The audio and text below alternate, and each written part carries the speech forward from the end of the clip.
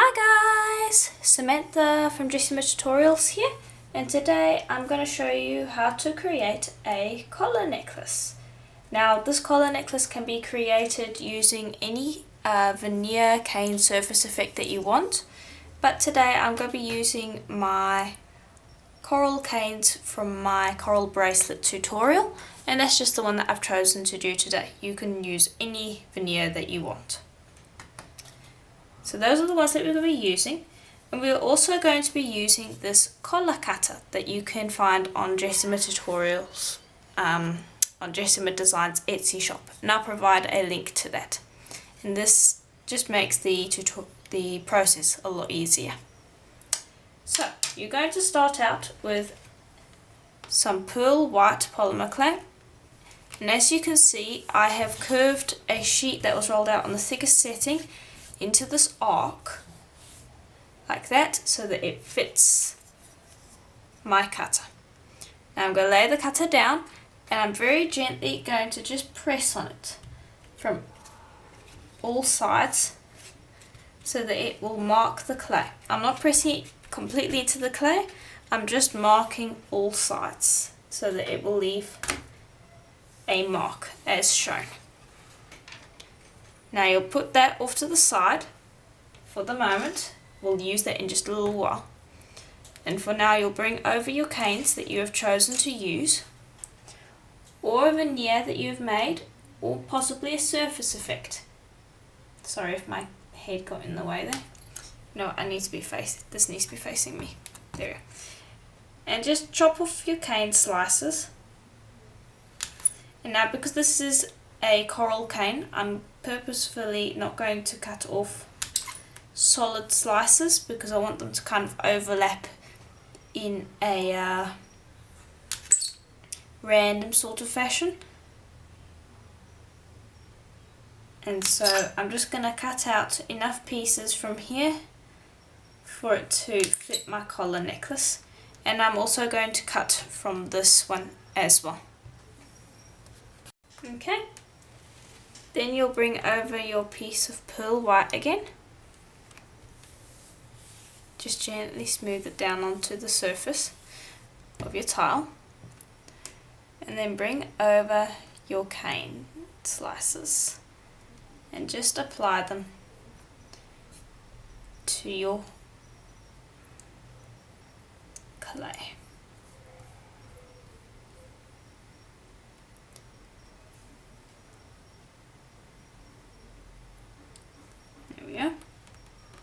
And so you can see that I'm overlapping it.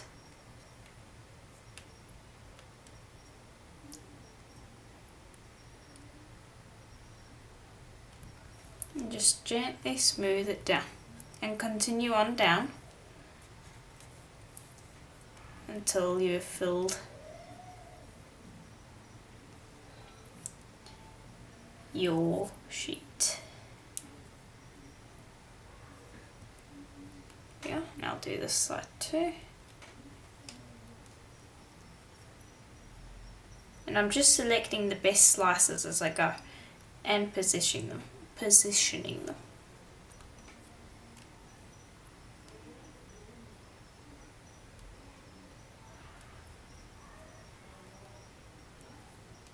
Here we are.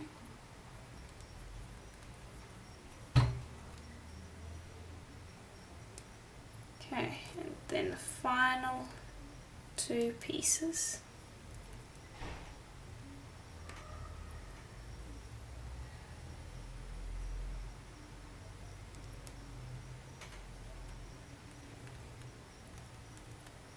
Okay, there we are. Then you'll bring over a roller. Do not do this with your pasta machine. I found that it's a complete disaster if you do. And just gently start to roll this flat. And what you're trying to do is to flatten it out, of course, but mostly to get rid of seams. You don't want any seams in here. That is quite important. So once you've rolled it out to a certain degree, you can actually stand up and really start rolling so that you actually get this even, because you can't put this through the pasta machine. It just will end up a disaster. It will spread and might ripple, and you might get little bits on it from the pasta machine. It's just not a clever idea, and it's not worth it really. So I just prefer to do it by hand. And just really go at it and make sure that you smooth this out nicely. And then run your hand over it every now and then to make sure that you're getting it smooth. Okay. Now I've just got a little bit over here that I want to gently shave because I've got some of that black showing over there that I don't like. And I also think I want to place another cane piece over here because it's not thick enough for my liking.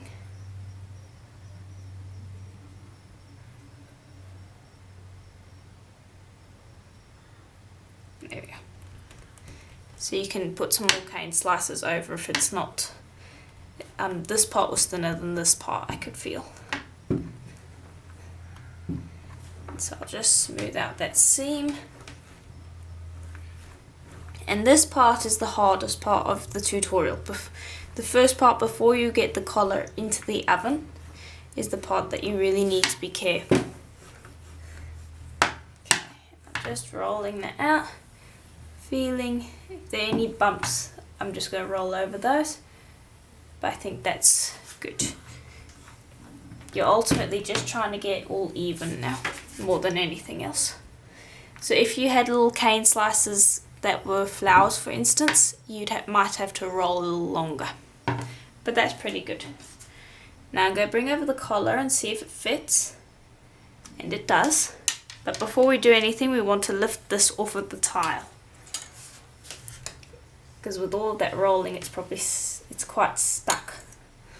So you want to lift that off the tile and out of the way. And I accidentally shaved that, so I need to lift that off. Okay, and so now that that's lifted off the tile, we'll just place it back down and just gently smooth it into place, and just double check that it's all flat again, but it's not stuck to the tile, which is what we don't want. Now you'll bring over your cutter or template if you have one, and just position this. I'm going to move this out a little bit until you're happy with where it is, and then press down. It's a lot of cutter to press down on at once. But there we are. Make sure that you've pressed properly, and then lift away the excess, and I'll put that off to the side. Okay, and then lift that up, and there is your collar. Okay, now you bring over your blade very carefully, lift it up. And I'm just going 1/2 at a time, because sometimes if I go around the wrong way, I slice through it and then it's a disaster. Then you'll bring over a stand. Now this is one that I got from Fire Mountain Gems because it's just the right shape. So I'm going to move this out of the way and bring the stand over so I can show you what we're going to do next. There we are, you guys can see that. And then I'll bring over this piece and lay that onto the stand. And I'm trying to organize it so that it's in the right position. Because what I'm going to do is I'm going to cure it on the stand. So I'm just bringing it over here so I can see what it looks like. There we go. To make sure it's all in alignment. And the reason I'm going to do this on a stand is because this piece has been made specifically so that it looks like the shape of someone's neck. And so rather than baking this on a bowl, a metal one of course, which you most certainly can if you want, I prefer to bake it on a stand that is dedicated to this, because I just find that it looks so much better and it just wears so much better. Okay, then you'll bring over a heat gun and you're going to set the top. Now you want to set it on maybe a medium setting, and you want to be waving it around, not resting it in one position for too long, going backwards and forwards, and just make sure that you don't heat this up too much, because it can do damage if you heat up too much, but so far it's been fine.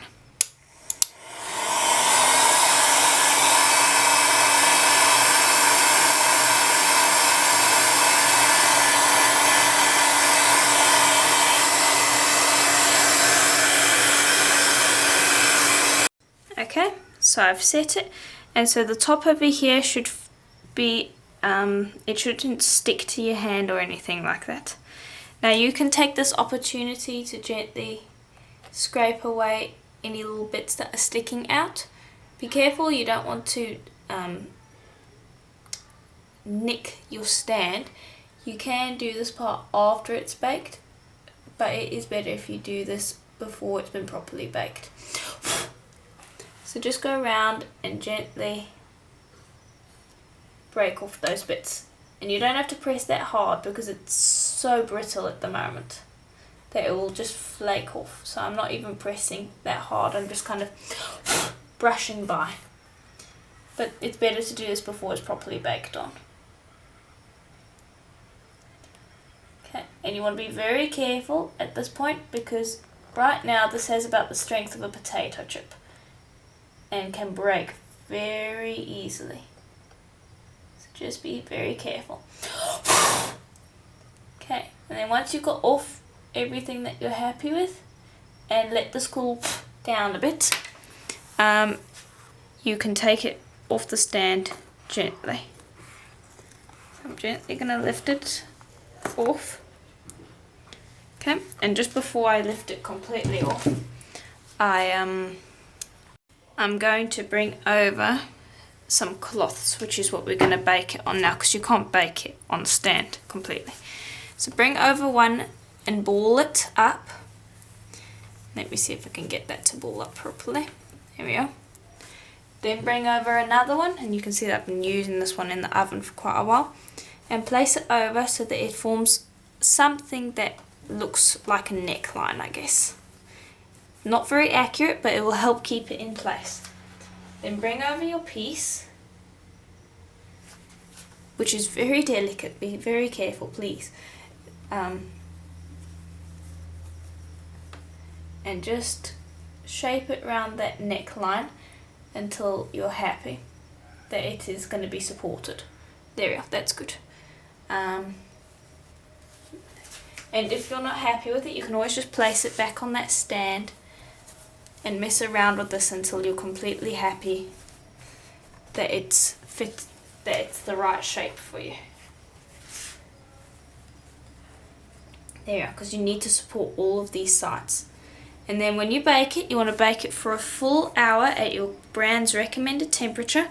And I'm going to bake it at Primo's recommended temperature today, because that's what most of this is made up of. Just getting rid of a little flake there. And you want to bake it for a full hour just to make sure that it's nice and strong.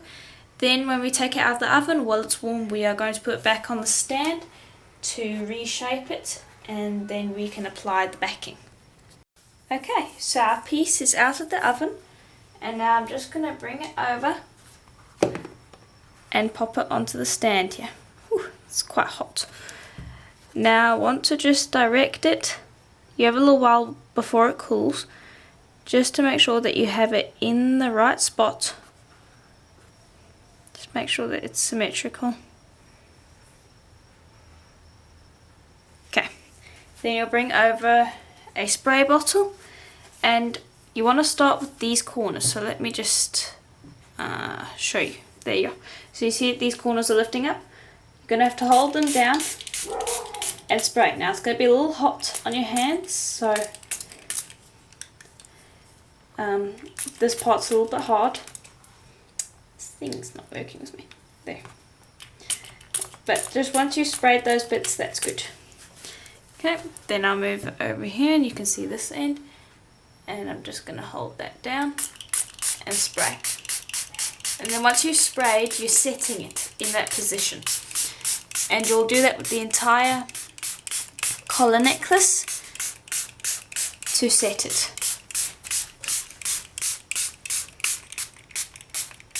And you'll set it on the stand so it is going to hold its shape.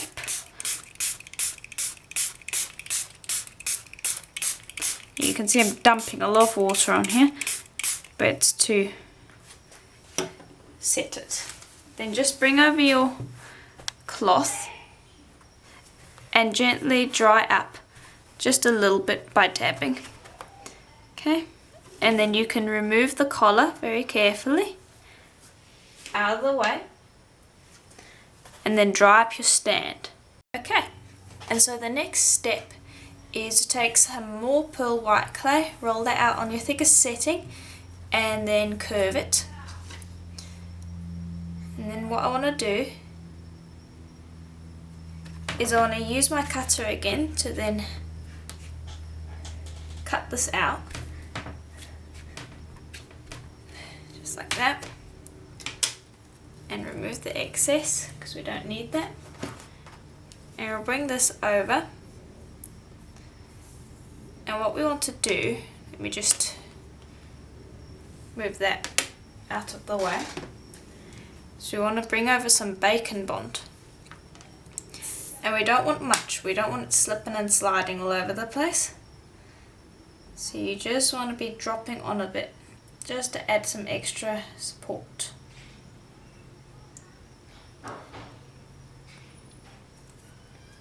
Gosh, this is hard to squeeze out of the tube. There we are. Just smoosh on a bit. There we are. And then you're going to smooth that across the surface of your clay, so that you have now a thin film of liquid clay that is going to help your backing stick. And so you want to smooth that over the surface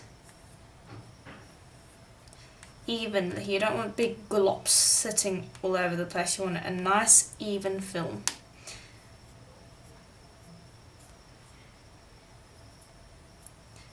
And then when you've done that, we can attach the backing. Okay, then you'll bring over that piece that you cut out and gently place it onto the back.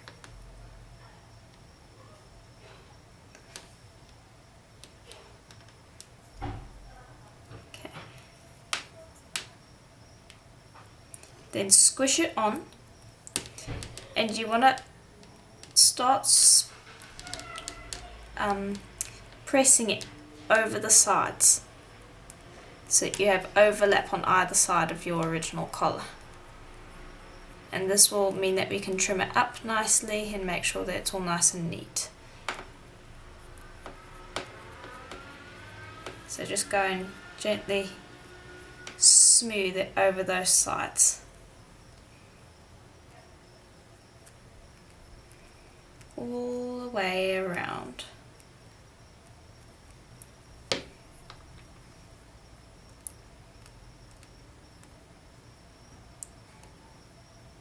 There we are.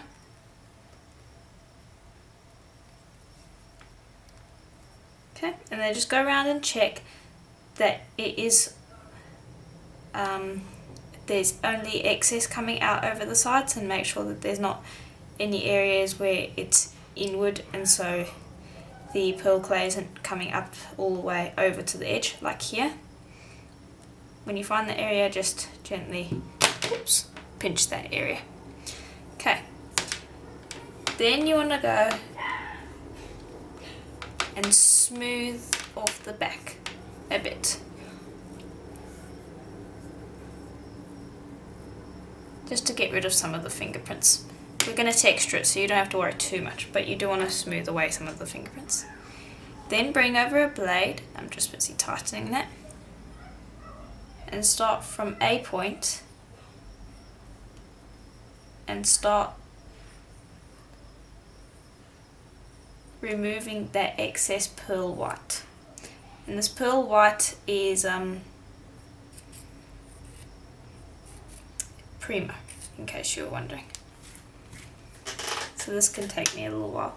I want to make sure that I go and do this properly.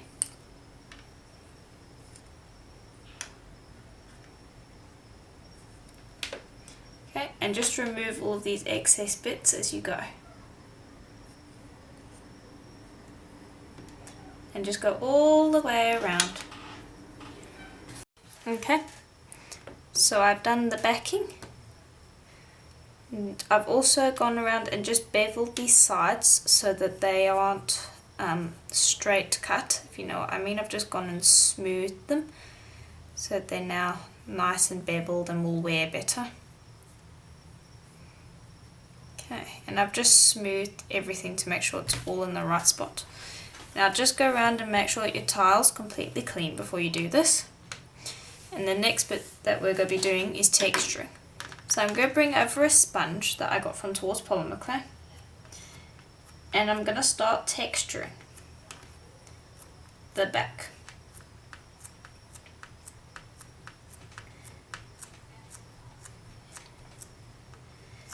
Just texture the entire piece. And now as you can see, this is going to be pushing the clay out a bit again.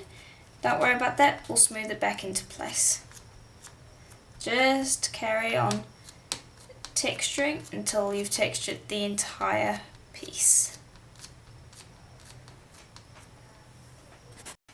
Okay, so I finished texturing. Now gripping the edges, because you don't want to be gripping the back because you'll flatten the texture. Go with your thumb and gently smooth that clay back into place so that it's not smooshing over the edges of your piece.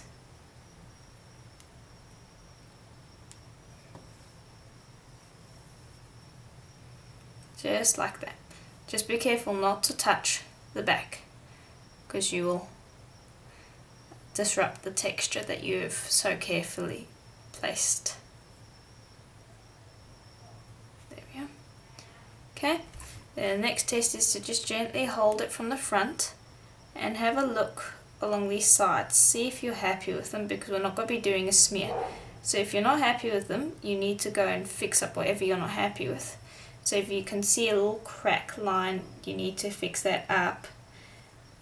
If you're not happy with the texture that you've achieved on the back, you need to fix that up, because this is the final bake that we're going to do. So just check along, make sure you're happy, because once you put it in the oven, you can't fix it.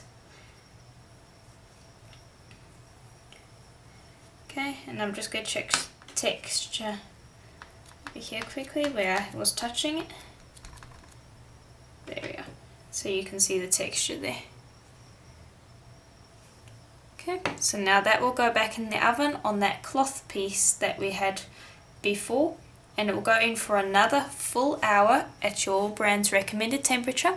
Then once that's done, I can show you how to sand it and how to buff it and put some Renaissance wax on. Then I can show you how to finish off the necklace, and then I'll also show you some examples that I've made of other pieces. Okay, so it's out of the oven. So I'm quickly going to bring over the stand and bring over the neck piece. Ooh, hot, hot. Position it where it needs to go. There we go. Bring over my spray bottle, and just like before, I'm going to hold down that and set it. Do the same on this side. I'm just trying to keep my fingers out of the way so that you can see what I'm doing. Okay, and then I want to hold down there. And then I'll just drench the entire thing in water.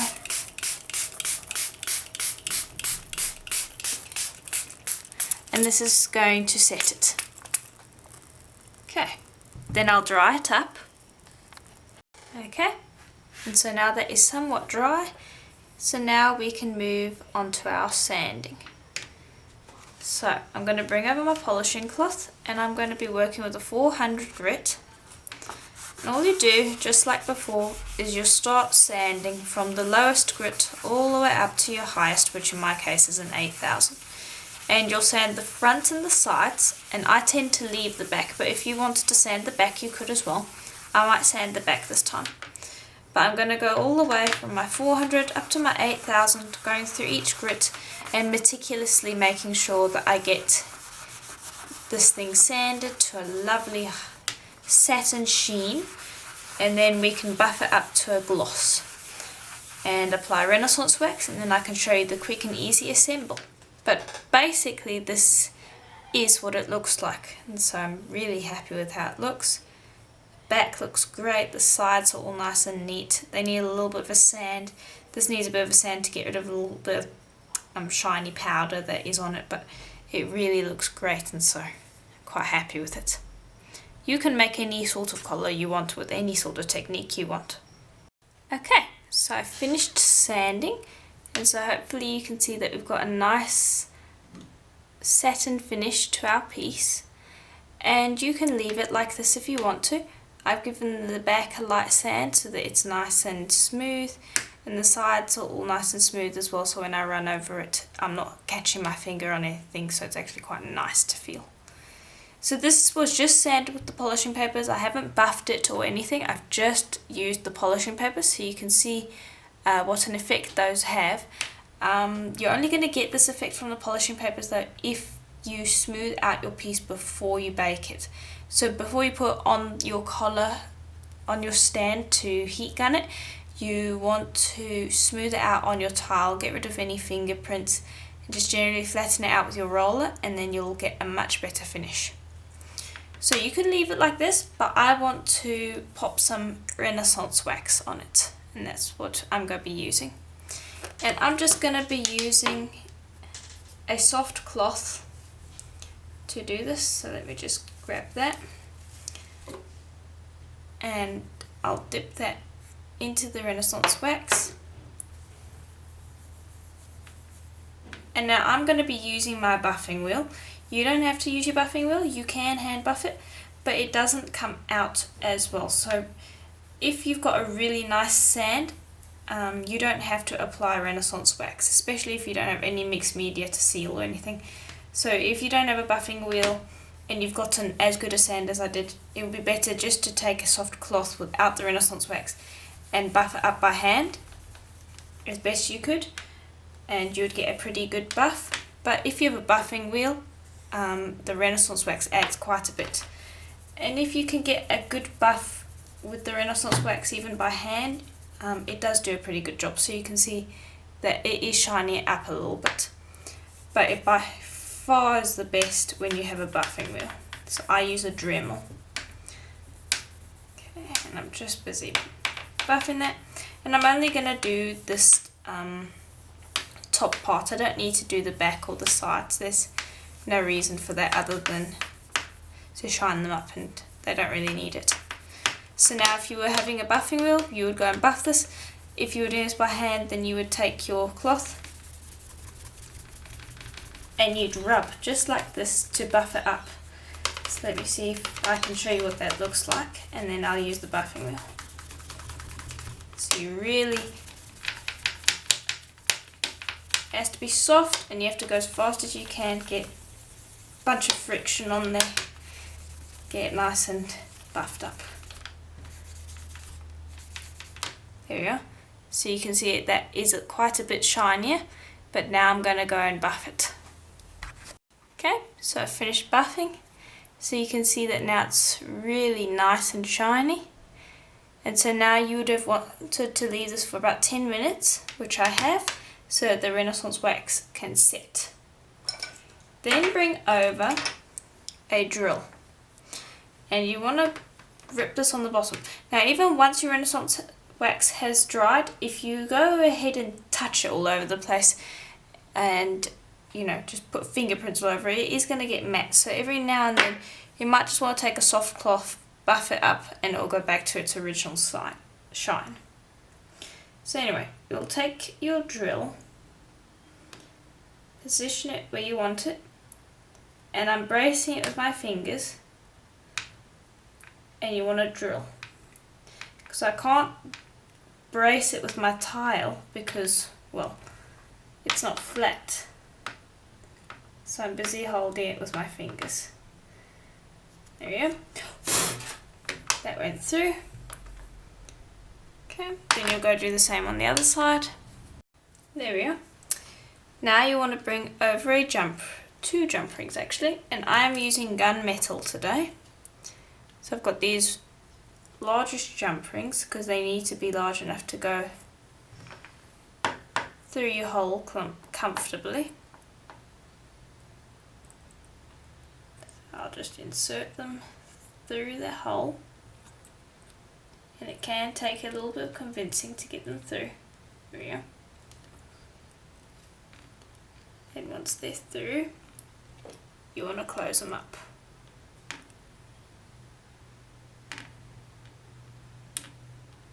There we go.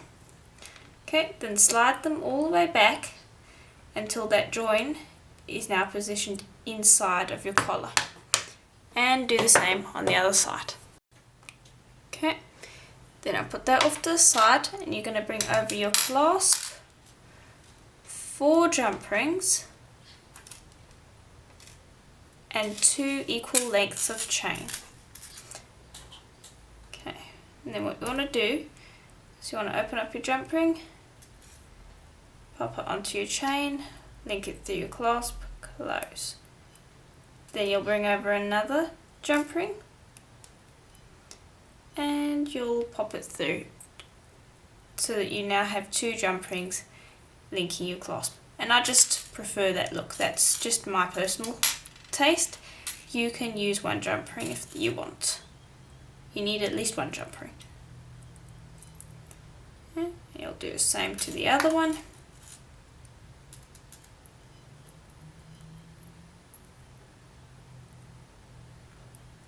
Link through.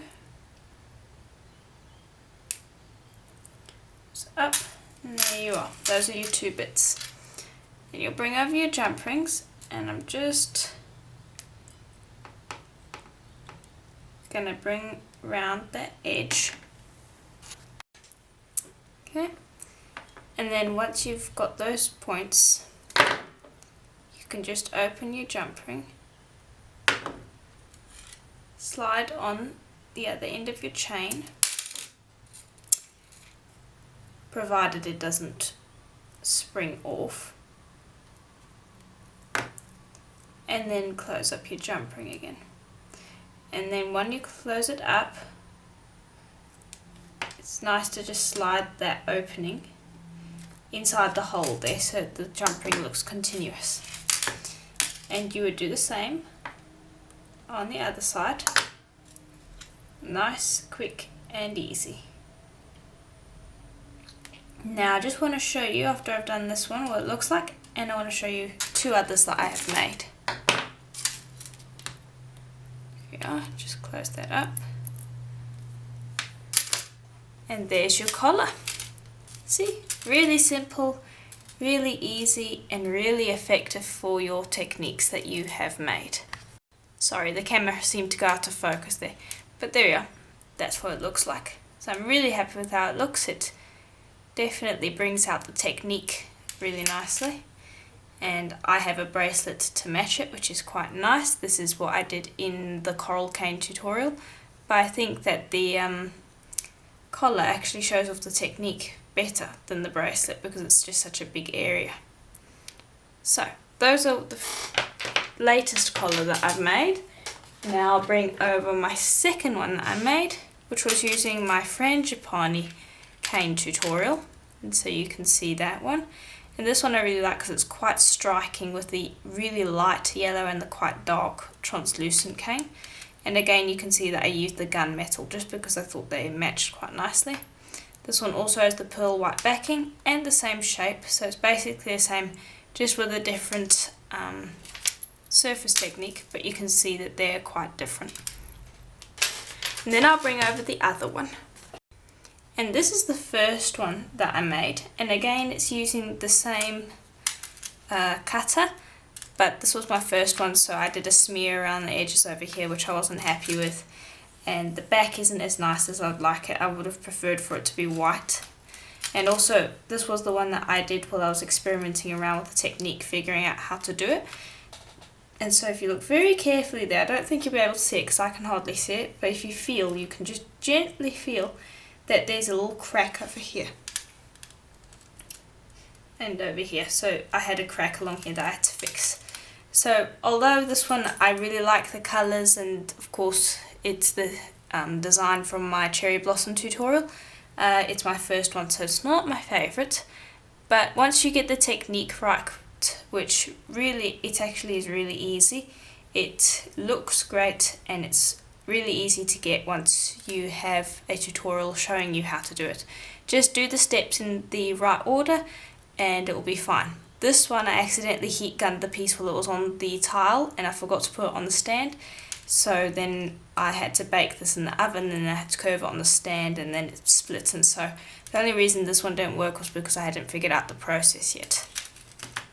So once you have the process which I gave you, it's really easy to create these really beautiful, stunning pieces that are going to catch everybody's eye, and so I definitely recommend you guys try it out. Now if you're looking for ideas on what to use on your collar pieces, you can always look on my YouTube channel. I have plenty of free tutorials on there, and if you are a patron, have a look at the backlog that's in the archives on Patreon, and you'll see that there are many different tutorials that would really work quite well with this technique. So play around with it, see what you like, and please do send in photos, as I love seeing what you guys come up with. You can send them in through the website jessamatutorials.com, and you can send them in through Facebook and just tag me in the post or email me with the photo, as I love seeing them. And I do hope that this was helpful to you. If it was, please do let me know in the comments below, and please do leave a like, and I'll see you in the next video. Bye for now.